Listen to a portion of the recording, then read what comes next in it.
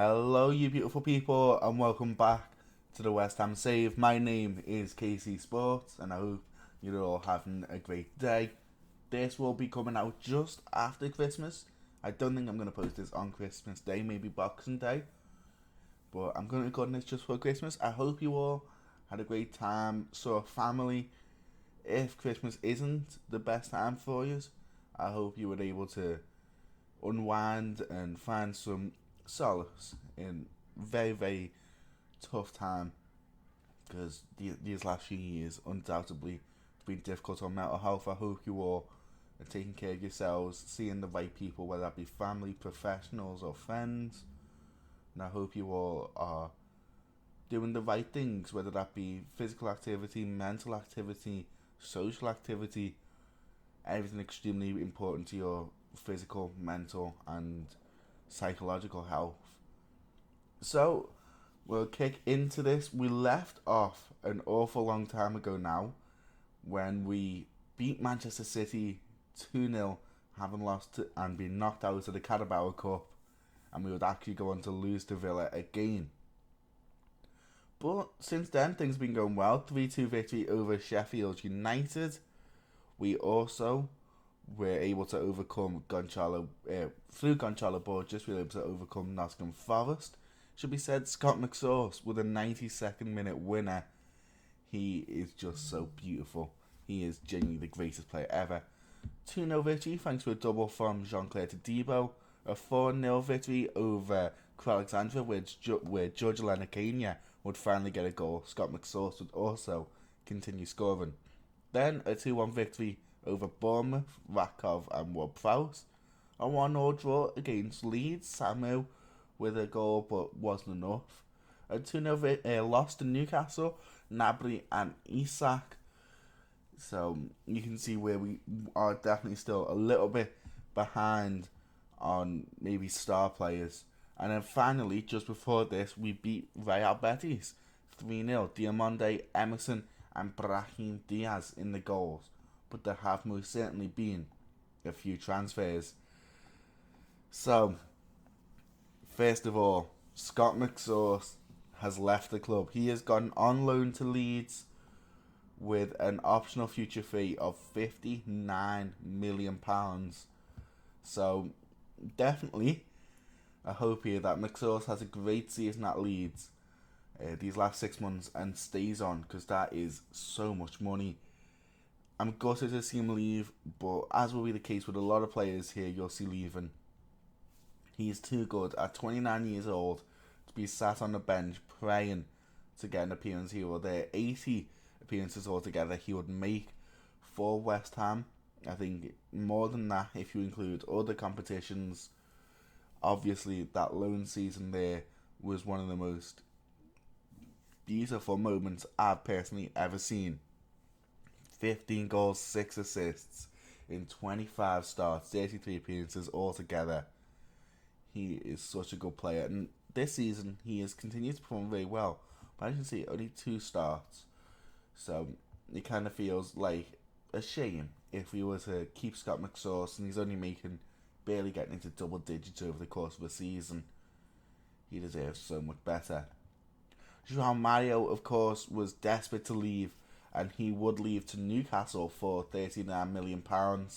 So we will face him throughout the rest of this season, and maybe next season. We are going to continue to watch as João Mario does develop and becomes one of the best right backs, because we all know that is definitely where he's at. I just say we didn't make much profit on him, but he was desperate to leave, and there was no reason keeping an unhappy player here. He's only going to perform poorly. George Lenakania would go on to Mainz. He had offers from Antwerp, decided to go to Mainz. £38 million valuation. He needs to get game time. He needs to develop. There's definitely a feeling he could become a top striker. Just need to wait to see that happen. Anel Ahmedovich would also go on loan to Bournemouth, so this is our 3rd loan right now, and there's still more to come. But another player who I had such high hopes, £7.5 million he was signed for, and every appearance he made, he was a solid and dependable figure. But so far, he only made one start and one substitution appearance. It's not right on a player who is definitely far better than that. So he's on loan at Bournemouth. There is an optional future fee of £27.5 million if Bournemouth decide to take that on. So we will continue to make very good profit, £20 million profit possible on Anel Ahmedhodzic. Hayden Hackney would go on loan to Sevilla. Again, a great signing in my opinion. £18.5 million, probably a little too much to be fair, but his appearances last season, he kept on popping up with goals. 3 goals in the FA Cup, 1 in the Champions League. Again, needed to make more starts, and if he can begin to really kick in. I just realised that happened all the way back in the summer. Well, he's performing pretty well with a 6.87. So 3 loan deals, a couple sales, mainly Joao Mario, and that opened up a ton of space. But the first thing we needed to do was find a new right back. Ben Johnson has been performing well, and I definitely have belief in him. But we needed at least someone to cover that spot, and someone with a similar outlook. And that was where Pedro Porro came in. On loan from Tottenham, hasn't been performing all too well for them. I'm hoping that maybe we can develop him into the star player we know he can be. There's definitely a gem in there. We just need to find it. So he's on loan. There is an optional future fee of £80 million. We probably won't be taking that. As I say, he is just a player to fill out the squad right now. Will likely start over Ben Johnson, but there'll definitely be a better right back coming in next season and a more substantial and realistic asking price. But speaking of substantial asking prices, we had nearly 150, maybe more, in the transfer budget. So there was only one person we could sign, Evan Ferguson. He's been on our shortlist all this entire save, and he hasn't really kicked into the high gear. I'm hoping, and I really do believe it will happen, that Evan Ferguson can become one of the best strikers in the world. 21 years old, with statistics like these, you don't just pass over a player like this, because if we don't sign him, someone else will. And I feel like this is the first signing of us being a title contention team. That's my personal opinion, but I completely believe it. When you look at the best teams of the Premier League these last few years, it has been that willingness to spend a lot of money on a key player, and for him to be the next factor. Now, in terms of the team, you could say that left back or defensive midfield would be an improvement spot. Aït-Nouri or Souček. You could even argue maybe somewhere I'm so sorry. Somewhere on the wings would be a great option. But I want to trust with the players who are playing well. Borges has came into his best form. Aït-Nouri hasn't let us down yet. And Souček seems to always pop up with a goal or two. So instead, I wanted to try and improve up front, get more goals, and the team is definitely changing. So this is one of the options, a 4-4-2. The other option is the 4-3-3 we are very, very familiar with. But the last one, and one that I have been looking at, is using this 4-2-3-1 in a little bit more of a Messi supported role. And so that's kind of the plan. This is a tactic built around Messi. This is a tactic built around Ferguson and Rakov. And this is a tactic built around the entire team as a whole. So this gets the most out of Ward-Prowse, gets the most out of Samu, even the likes of, what's his name, Rodrigo de Paul. Souček is at his best. What was once Joao Mario's at his best. Aït-Nouri's at his best. Everyone's at his best here. This doesn't quite utilise Johnson or the midfield at their best. And this kind of ignores the likes of Ferguson, but brings everyone else into a pretty solid position. However, Lionel Messi is the star of the show. So you've got to try and think about that. But I'm very happy we have three tactics which I trust. The 4-4-2 definitely still needs a lot of work, but that is a work in progress, so it's kind of to be expected. Right now, though, I am finding the most joy utilising this 4-2-3-1. Just give me 2 seconds. So I definitely want to trust in this 4-2-3-1. I do think it has potential, and we know it works well from that first season. We of course began to lose it out on the second, but it has been a tactic that's worked extremely well when it comes to beating the top names. It also allows us to rest one of Ferguson or Vakov, so we constantly have a top level striker as our backup. However, Pedro Porro, with an injury, he'll be out for a couple of weeks. We'll miss him for a few key games. And Mohamed Kudus got injured as well. He'll be out for 2 to 4 weeks. Both of those came in our 3-1 win just a few days ago. So the squad's going to look something like this as I just slowly build it up. I'm going to have Samu, Ward-Prowse, Jared Bowen on that right hand side, Lionel Messi with Evan Ferguson and Borges finishing off the top four, and the same old backline that we've seen for quite a while. As we head into this FA Cup 4th round match, the reason why I'm doing this match is because I think the FA Cup is our best chance at winning some silverware this season. And let's see how this goes. Our next match is the final game of the Champions League. If we are victorious in that, I believe we have a chance of finishing top. We will look at the table just before that game. There's no reason looking at it when we're in an FA Cup match. We know this is one and done. So just so that you know, I will not be posting transfer deadline day. It's going to be these two games, which I think are the most important ones in January. That was well outside the box. Don't even try and lie. Don't even bother trying to pretend, Musa. Look at him. He's rolled into the box. Look at that. He's rolling into the box. He thinks, oh, maybe his head was in the box. Ah, we've got VAR, you silly Yunus Musa. Silly old boy. From the resulting free kick, though, Luis Sinisterra steps over it. The Dutchman finds Christensen in the back post, headed away, and it'll be out for the throw-in. No real issues there. But yeah, the last few deadline days haven't been interesting. Not much has really occurred. So I'm going to hope you guys, who should be sold, what position should be bought, if there's a player 3 years on who you still think maybe there's an option there, maybe you've seen it in my shortlist or from your own personal saves or the ones you've watched perhaps, please leave them down in the comments. I'd love to know kind of what people's ideas are of this squad and what can push us on to being definite contenders. As Samu there, good interception, but it's right back to Stewart. We aren't necessarily controlling this game. This tactic's not built on control. It's built on kind of bringing the best out of players in the moment. Sinisterra on this right hand side. We shouldn't be giving up as much space as this though. Sinisterra to Joffrey, headed away. Again, a couple too many chances here.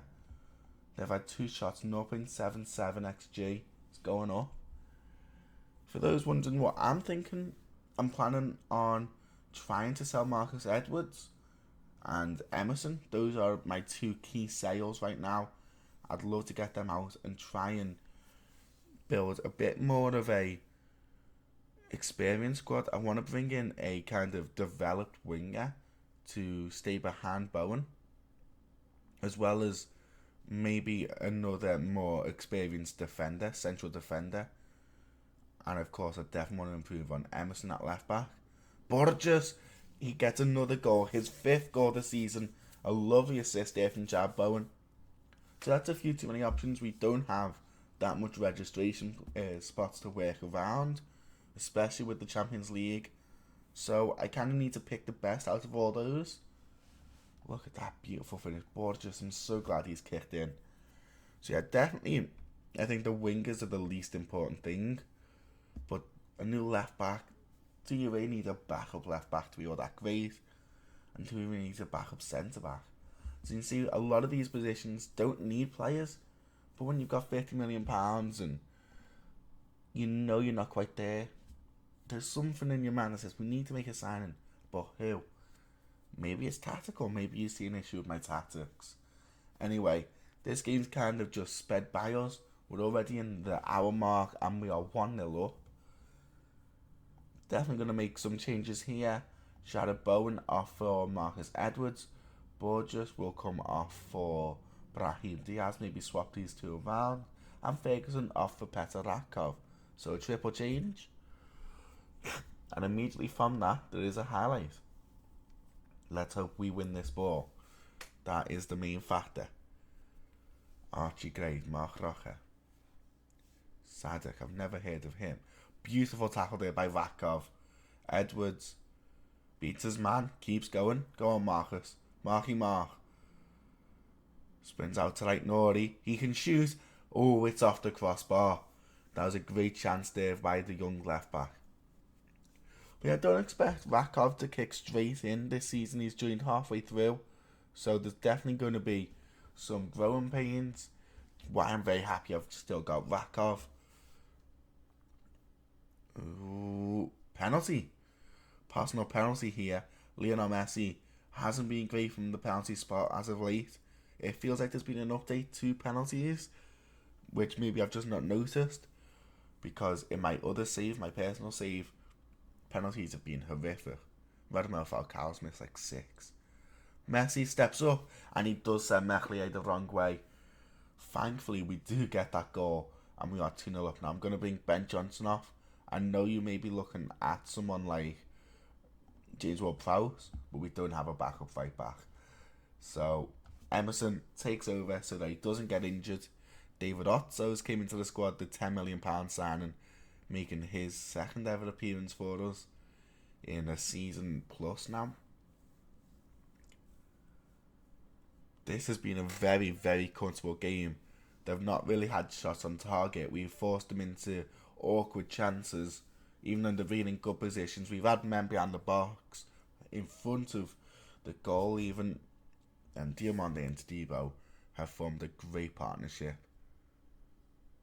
Lionel Messi on the ball, finds Brahim Diaz. I love Messi. I love the Trequartista role this year. Basically what it is, it's kind of like every 1 in 3 games or so, they will have like an absolutely star-studded performance. Because what they do is they basically just float. It's a completely traditional number 10 role, where usually in the past I've used the Ganches. Trequartistas I find that too quiet too often. The Trequartista role this year feels so much more fun because they tend to pop up on the wings as well as being late arrivals in the box, and it's those little moments are so important, and a lot of my tactics don't tend to have late arrivals, etc. They're more built on like constant control, so it's great being able to watch that. And here you're literally going to see that Edwards, Rakov at the back post, great save by Mechlier, but a beautiful little link-up play there between Petr Rakov and Lionel Messi. As you can hear from my voice, guys, I am ill. That's another thing. Obviously, if you work with people, obviously how cold it is, things like that, make sure you are staying warm, drinking lots of water, eating well. Rakov makes it 3-0, and if you won't, Petr Rakov will come and headbutt you. He wasn't offside. There was no world in which he was offside there. There you go. Yeah, you headbutt you like he headbutted that ball. But please make sure you are taking care of yourself, staying warm. Try and be aware of illness, and if you feel something coming along, make sure that you're taking, you're eating hot food, etc. You're taking whatever medicine you may need, and try and avoid spreading it yourself if you can. Of course, your family, but avoid any like unnecessary trips where it'll either get worse or you'll give it to someone else. That's just my opinion. Of course, do what you want, but I picked it up. I work in hospitality, so it's a guaranteed. Most weeks I'm ill, and it's Rakov again. He spins. Oh, it's off the post. Well, these last like 10-15 minutes have just been non-stop action. very, very good, especially when Markov plays. A 3.43 XG, a 3-0 win over Leeds, a superb performance, and we will move on into the next round of the FA Cup. But that is a perfect signal of this tactic's working well. The team's kicking on now. So our next game will be against Copenhagen. I want to say it's against Copenhagen, but I'll see you all for that match, and you'll get to see what the league table's looking like. And we are back. As you'll see here, we are currently joint on points with Manchester City on 51 points. Arsenal could, if they win, jump up to first place on goal difference. It's an extremely tightly fought title race here with 5th place Tottenham with the potential to go to 49 points. So we'd have possibly 51, 51, 51, 49, 48. Whoa, I cannot wait. As for the Champions League, we are on 16 points. Manchester City top of that with 17. Barcelona on 16. So a win here could potentially put us on pole position. We could stay in second, but a loss could take us all the way as far down as 9th place if results go right for everyone below us. So bare minimum, we need a draw. By the way, we will probably face Chelsea. I think it's either Chelsea or Reading. And Reading's made up 80% of ex-Chelsea players, so I feel confident there. As for the team, I'm going to stick with what the best is. So that's going to be Petr Rakov, Messi, Borges, Bowen, Ward-Prowse, Souček, Aït-Nouri, Diomande, Todibo, Johnson and Trubin. There was an offer in from, I think it was Atalanta, maybe in Fiorentina. Atlanta's who we face today. It was an offer from Fiorentina for Johnson, nearly £30 million altogether, and we rejected it. Johnson also didn't want to leave, so we have definitely developed a top right back there in Benny Boy. I do believe in him, not necessarily to be the star of the show, but a very dependable figure. And you know, it's a big Sam when I was happy to sell Joao Mario for pennies, because I did have faith in him. So the squad we're facing for Atalanta has ex-West Ham man Gianluca Scamacca, Ademola Lookman, who feels like a West Ham player, always has. A couple of the great names in there as well. It's a very solid squad, but you've got to think we're the favourites here today. Messi, that's a poor pass. And this is what I mean. Every now and again, the trequartista will have a bad game. He'll essentially just get marked out. It's usually when we're facing a squad that plays quite deep, so it's hard for him to create space and play those through balls. Atalanta, though, not really known for a deep style of play, but just spins away here on the wide areas. Tackled by Nacho, but he's definitely got the pace on him. Wins the ball right back. Souček in Vakov at the back post, wins the header, but was surely offside. No, it was just a great save by Juan Musso.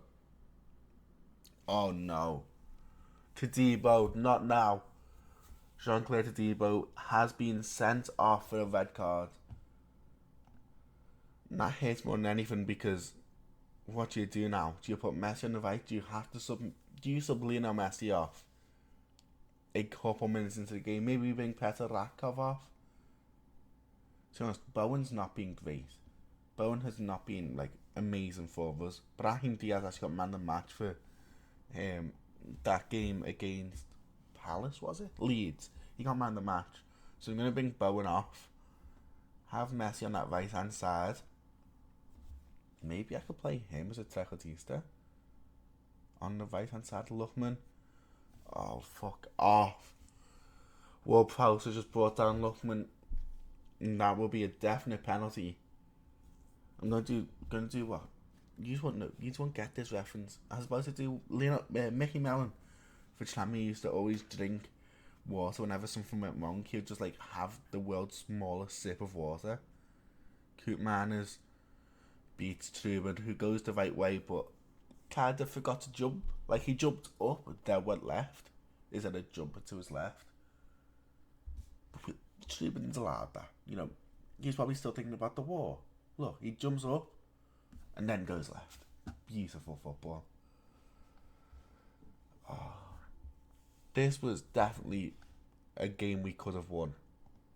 So the table right now has us in third place, but so many teams below us haven't even played yet. Messi from the resulting corner kick here. We didn't see what led to it. Souček, who needs McSauce? We've got Souček, number 28. Such a battler. Gets that goal. I was seeing some love and some hate for Souček not too long ago. From some West Ham fans. Funny they saw this save. They had no, do not hate on the Thomas. If you enjoy this episode or anything like that, I don't really care. Just like if you can, please. I'd really appreciate it. It helps kind of make this seem make this save look like it's moving forward, if that makes sense. Obviously it dies down. We're getting to that point now where FN's been out for a while. People kind of stop thinking about it, and people thinking more about real life and Christmas, etc., the new year. But I'd personally appreciate it. That's what it is. I don't mind too much about I'm not desperate to grow this channel. I have some ideas that I want to do, but I more just want this to be something you guys can. I want this to be something to kind of talk to me about, and we can both go on this save together. Skamaka in, heads away by Diamande. But I'd appreciate a like just so that maybe other people can see this, because likes do help people. Does help the algorithm be like, okay, we'll show people this. And comment, because I'll always respond. So yeah, I just want your opinions. You know what I mean? So just comment. Yeah, come on. Ward-Prowse is going to come off with DePaul. I'm going to bring off Messi for Brahim Diaz, because Brahim's really good. And Messi's tired. He doesn't have the stamina anymore. He's nearly 40. We need to do something here. It's not going well. Samuel Vici, Edison, good save by Truman. A draw does achieve all we need. I'd love a win though, just because it would put some pressure on Manchester City. The option to possibly go first, whereas a draw we could be 5th or 6th. It doesn't matter, City have won. City won their game, it looks like. I'm going to bring off Borges. He's having a solid game. Maybe there's someone else to bring off. To be fair, Benny Boy's not having a great game. Can I bring Emerson on? Oh yeah, we had 2 substitutions. Forgot about that bit. Oh well, this game looks to be kind of dying out. This isn't the best episode I've ever done, but I wanted this to be more talk to you about possible saves, and just hoping you all have a good Christmas. 1-1 draw means we do, at least at the bare minimum, we progress through to the next round of the Champions League. In the round of 16, we get that automatic promotion. Thank you all for watching. I hope you have a great episode, a great day. Sorry about my nasals and all that, but hope you all stay safe. Bye bye.